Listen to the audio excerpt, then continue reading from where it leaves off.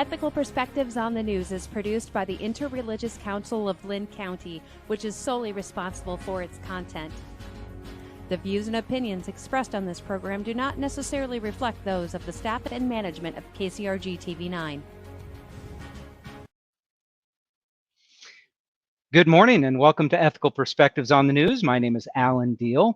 On this morning's show, we're going to discuss, is immigration the key to Iowa's future? And here to discuss this very relevant topic in light of our news here recently, I have two very important guests that I feel have a great perspective on this particular topic, and I know are very anxious to discuss this with our viewers this morning. So without further ado, if I could have each one of you just take a minute or so to introduce yourself, what you do, and why this particular topic is important to you. Hi, good morning. My name is Jackie Arreola, and I'm a community advocate, also a co-founder and senior board member of Latinos for Washington, which is a nonprofit organization here in Washington, Iowa. And I'm also a small business owner. I feel the need to be in the program because I want to make sure that people also get to hear the other side of the story of immigrants, of the Latino population, of Mexicans, of how we are making Iowa our home and making sure that we assimilate and also contribute into the growth and prosperity of our state. Excellent, thank you. And my name is Adam Sullivan. I'm a columnist at the Gazette in Cedar Rapids, and I also cover Iowa City. And I am, like the vast majority of Americans, I am descended from immigrants. I'm a fifth-generation Iowan from Irish immigrants, and I'm passionate about immigration because I guess to answer the question you set out at the beginning, Alan, I do think that immigration is one of the keys to Iowa's future, and I'm passionate about the contributions that immigrants make to our society, our culture, and our economy. Well, thank you both. And so there's a lot of ways I think we could approach this topic, and we'll certainly cover as much as we can. But Adam, you kind of touched a little bit on, you as a fifth generation Iowan, myself being a sixth generation Cedar Rapidian here in Iowa, and from Italian and German descent.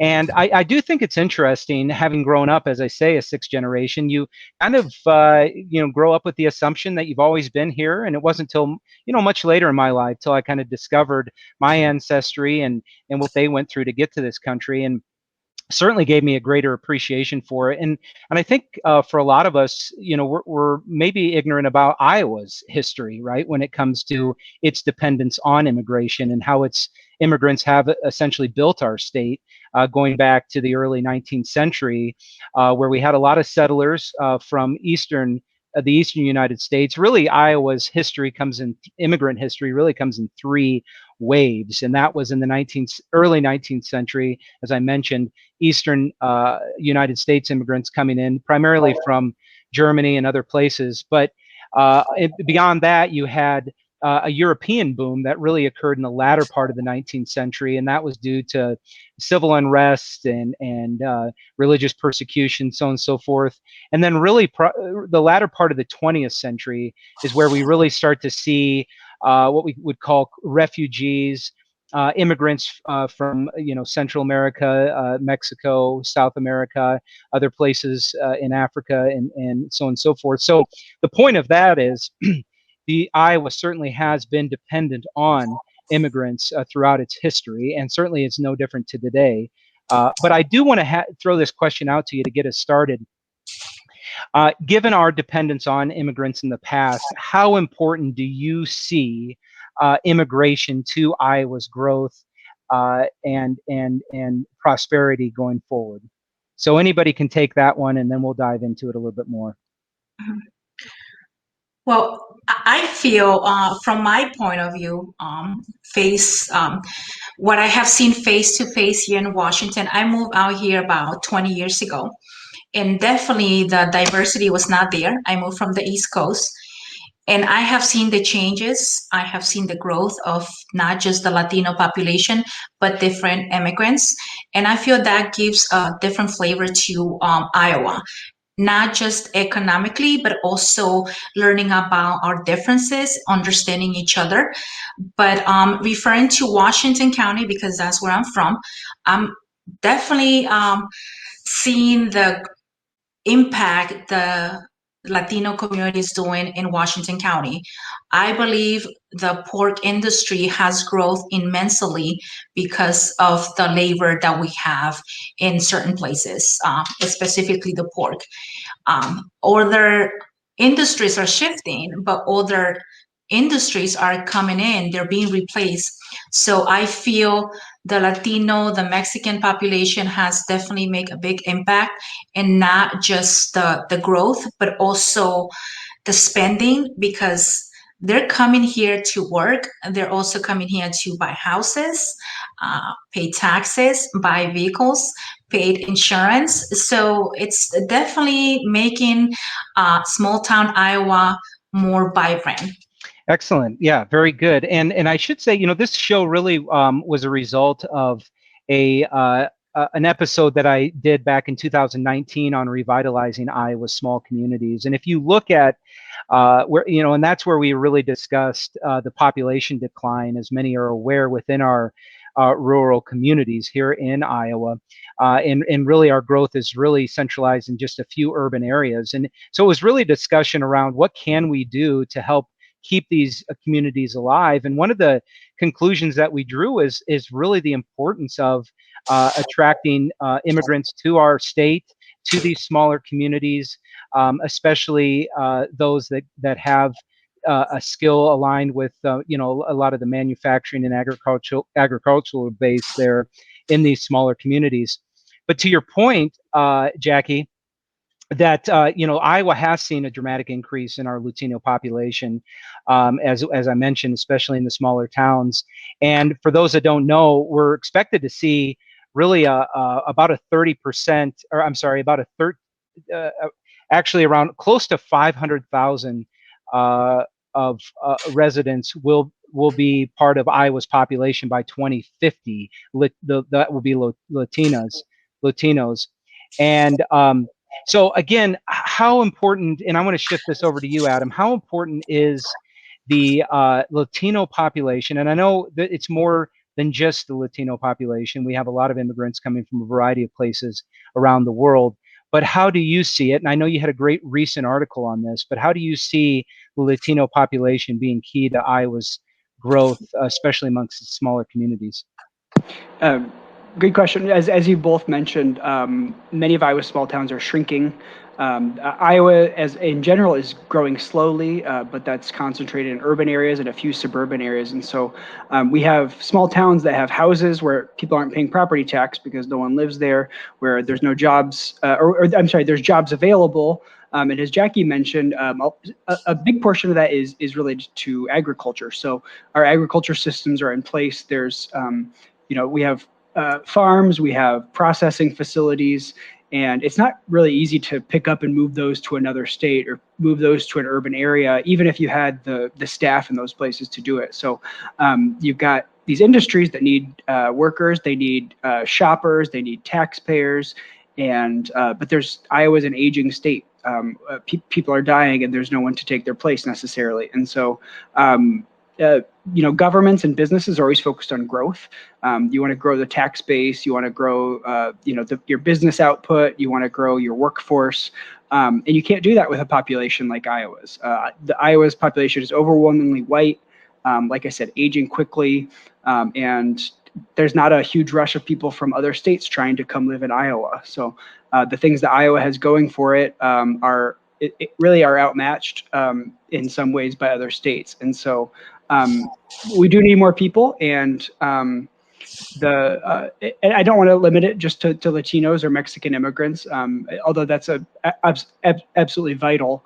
But what you're finding is small towns really benefit when folks relocate there. And I would like to think that those folks relocate too. If they're coming from another country, they're coming here for a reason. They think there's a better life for them, and so it's just a mutually beneficial relationship. And I think that's something that Iowans ought to get excited about.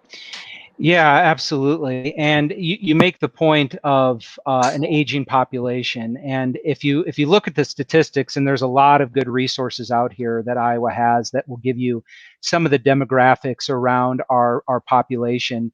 And if you look at what we call native Iowans, right, those that are born here versus the immigrant population on average is roughly 10 years younger, right? So that's a demographic, a population of people that have a lot more working years ahead of them. And as you mentioned, and if you look at the governor's Future Ready Iowa initiative that she has going, I mean, it's a big deal, right? About attracting native Iowans back to Iowa, trying to get a younger workforce here. It's not just a younger workforce, right? But an educated workforce, or at least a workforce that has the skill set that can match the growing demand that we have for skilled jobs in this country. And so, Jackie, I kind of want to turn back to you here and talk a little bit about that, because that is one of the concerns with the immigrant population is the skills gap or the education gap that does exist within that immigrant population.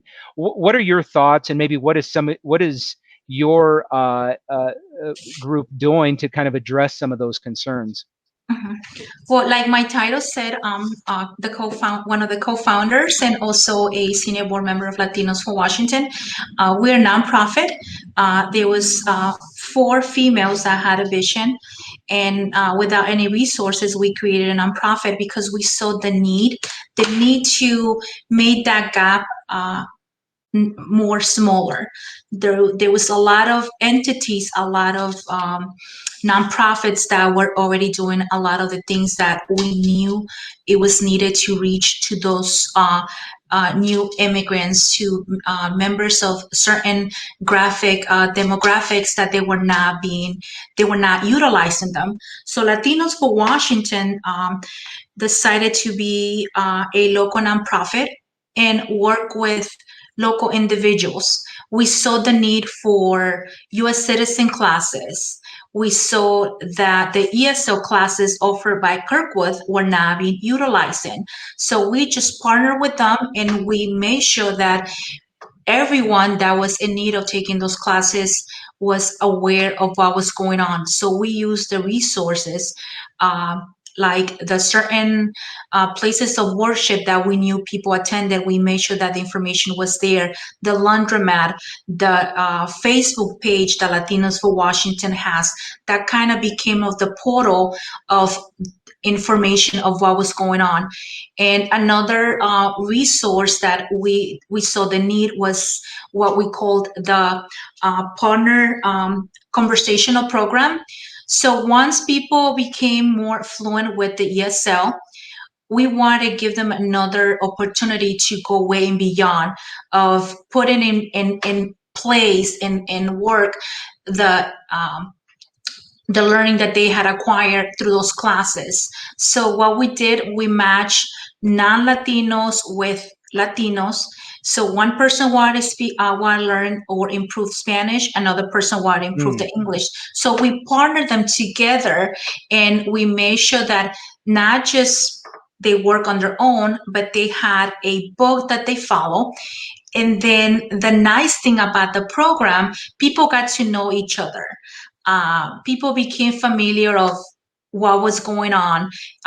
They saw themselves out on the street. They say hi. So it was a great way to put in our town into a inclusiveness of what we want. That yes, we're different, but at the same time, we are all the same.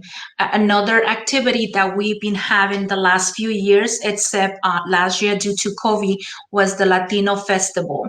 The Latino Festival has been happening in Washington, and what we do a date of celebration that we want to make sure that the whole city is aware, and they're welcome to come and have fun, learn about different things about the immigrants, learn about the culture, the music, just have a date of celebration and getting to know, because we also make sure that we have educational booths.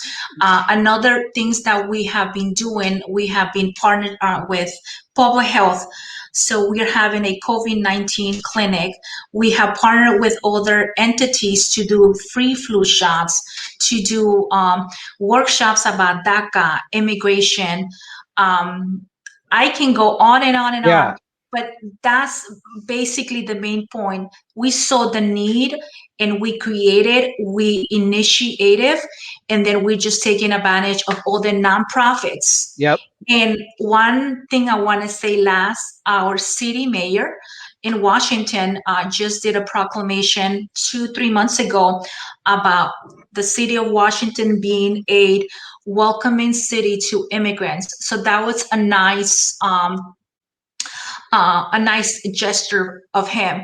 And our chief of police created a police advisory committee that I'm on the board, because we want to make sure that we work together. We tackle the issues that we face, but then we work and create things that will better off our city, that will make our city more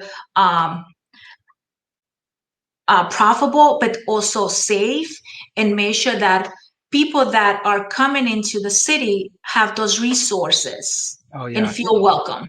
And that's huge. And I mean, go for it. Really briefly, part of your question was about skills among immigrants. And one of the things, everyone knows Iowa has a workforce shortage. One of the common things you hear from employers is about soft skills. So not necessarily high-tech stuff, but basically, can you come to work on time? Can you stay on task? Can you stay off your cell phone? And I don't have data on this, but what I hear anecdotally from a lot of people is that immigrants actually are much stronger on those soft skills than some native-born residents. So, if you want somebody who can come to work on time, you can speak somebody to speak English. You can speak someone to work you could teach someone to speak English and teach them to work a job.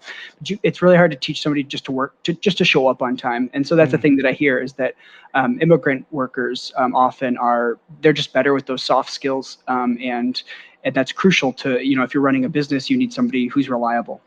Oh, absolutely. I was talking to somebody today who was lamenting the fact that it's difficult to find people that will just simply show up on time for work. And so absolutely. And to your point, you can teach people a lot of things. And I guess I do want to kind of talk a little bit more about that. And so there is an interesting statistic out here that roughly 58% of Hispanic or Latinos are enrolled in post-secondary education within 1 year of a high school graduation. This compares to 71% overall and is the lowest among the ethnic groups. What is the cause, do you think, there, and what can we do to help kind of bridge that educational gap that I think will become more important, right, as they become more assimilated into our society? Well, absolutely. And you see that with second and third generations. I moved out from the East Coast, so I noticed a big difference when it came to the awareness of what was going on. What I feel it's needed is more programs at the elementary level, middle school. Make sure that our children, especially the Latinos, where there's a big gap, become aware of the programs that are there. There's different programs that we can be utilizing, like the Upbound College. Make sure that they get to visit colleges. Make sure that we have programs at the high school level that are bilingual, because I know that the high school is doing programs so parents and children are aware of the importance of your GPA, aware of the scholarships. I feel that we need resources that could be focusing on the Latino population, parents who are not bilingual, parents who English is not the first language. Get them ready so that way they become part of the job force, not just at one specific area, but across of what's needed in Iowa. Yeah, very good. And Adam, I want to, we got about 10 minutes left here, and I want to, you wrote a recent article about this, and just a few days ago in the Gazette, I believe. And one of the, I think one of the points you had made in there is that on average, immigrants, right, consume less welfare benefits than the native population. And I think, there is certainly that narrative out there, and has been for quite some time, that, there's a net drain on our economy, right, because from our immigrant population, whether we want to call them legal or illegal, irregardless. Could you talk a little bit about maybe some of your research and when it comes to kind of the economic impact of this immigrant population? Sure. So I'm a Republican. I come from conservative politics, and one of the most common things I hear from people who are immigration restrictionists, who are also conservatives, is that they say, well, these people are just coming here to take welfare, to get food stamps, et cetera. I don't know of any study that says that immigrants, legal or illegal, consume more than their fair share of government resources. Most of the things say that they actually consume less. In the case of illegal immigrants, in many cases, they're not eligible for those programs anyway, but they do, in some situations, depending on how their employment is structured, they're paying into the system and they're never going to get paid back out of it. So it's hard to find a serious economist who thinks that immigration isn't a net benefit for the economy. There's fringes on both the left and the right that are restrictionist, that say that immigrants make us poorer or they drive down our wages. But over the long run and in the big picture, to me, it's very clear that immigrants are good for the economy. It's also important to say that immigrants are more likely to be entrepreneurs than native-born citizens, and so far from taking our jobs, it's much more likely that immigrants will come here, start businesses, and hire us and improve our wages. So, like I said, in conservative politics where I operate, it's a very common statement that that they're sucking our resources. But I just am not familiar with any empirical evidence that shows that that's true. Yeah, and that's interesting. And Jackie, do you have something you want to add to that at all? Well, I read the article that Adam wrote, but I can see it with my eyes. I see this daily.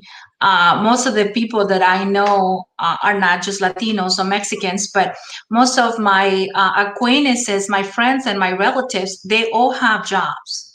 They all have banking accounts.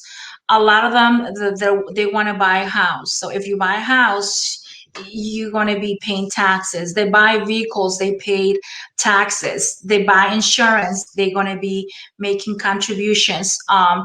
And one of the things that I have seen in Washington, we have grown so much in the pork industry. The hours that they have in those places are very physically just too many hours that they work. Not everyone can handle those schedules. Going back to that point that there's no need for high school diploma or college degree, but you have those needs. Our economy needs employees, not just with college degrees, but we need people in different areas so we can keep growing. I was a banker for so many years. We saw the need for different programs. There's a big market out there. The companies are taking advantage because they see that there's a need for that specific group of people. Yep. But unfortunately, the only thing that gets portrayed is immigration, gangs, rapists. They don't see how we contribute all the money that we paid into taxes, Social Security, And if you're not documented, you cannot get any benefits from it. I don't see how can someone get benefits if they don't have a green card or social security card. And those are things that people don't realize that you just don't get just because. You get it, you go through certain channels in order to achieve them. And it's not very easy. And we don't have a immigration reform that would help people come the right way. I don't think there's anyone out there that want to pay thousands and thousands of dollars and come through the border, exposing their lives, exposing themselves to being robbed, to be attacked, just because they don't want to do it the right way. Yeah. They do it that way because there's no other way. But yep. And that's certainly a discussion in and of itself for sure, and how we can help assist these people. But kind of going back to how these immigrants contribute, I actually just went out to AmericanImmigrationCouncil.org, and they've got a research page here where this is from 2018. Immigrant-led households in Iowa paid $859.2 million in federal tax, $521.8 million in state and local taxes. Undocumented immigrants paid an estimated $82.5 million in federal and $58.3 million in state and local taxes. And to your point, Jackie, I mean, as much as we can help these people become quote unquote documented immigrants, right, and help them become more assimilated into our culture, into our workforce, the better it will be for Iowa for a number of reasons, right, that we've talked about here already. The population decline, the decline in our rural communities, and one of the things you had mentioned was a lot of the jobs that we have a need to fill here, especially in our smaller communities, are not jobs that require a 4-year degree, are not jobs that require an advanced degree, right? They're jobs that are in manufacturing, kind of quote unquote blue collar jobs that these communities are desperate to fill. And there's many examples of how Iowa small communities have been kept alive and are thriving because of their immigrant population. So Adam, I don't know what more you would like to say kind of about that and in your research and, just generally the positive impact that immigrants can have on our population here in our state. I guess I know we're short on time, and Jackie's the real expert here, and so I don't want to take up too much time, but I would challenge fellow conservatives to, one, think about your own immigration story, and two, dig into the numbers or talk to immigrants, learn their lived experience. But it's clear to me that these people are patriotic, they're hardworking, wherever they come from, not just Latinos, and that we're better because of it. Absolutely. Jackie, we're going to give you the final word. We've got about a minute and a half left. So again, talk, about what your group's doing. And I specifically would be interested in if you see what you're doing and it's being replicated in other communities around Iowa. And maybe if we have a listener around Iowa in a smaller community that would like to replicate what Latinos for Washington is doing, how they would go about doing that, how they could contact you, so on and so forth. So I'll give the remaining time to you. Thank you. Well, we have Latinos for Washington. Like I said, it's a nonprofit that was created about 5-6 years ago. There was a bunch of females that we saw the need, and we use our own skills. We were selling horchatas on farmers market to raise funds, so we became a nonprofit. And from there on, we just partnered with other nonprofits. We saw the need for the U.S. citizen classes. We share the story to other people, and one of them wanted to do something different, so she came out with money. So we had a scholarship available to those graduates so they could become a U.S. citizens. Then we have been partnered with Kirkwood Community College for the ESL classes. We also have worked very close with the high school, with the Washington Community School District, to make sure that the resources are being shared.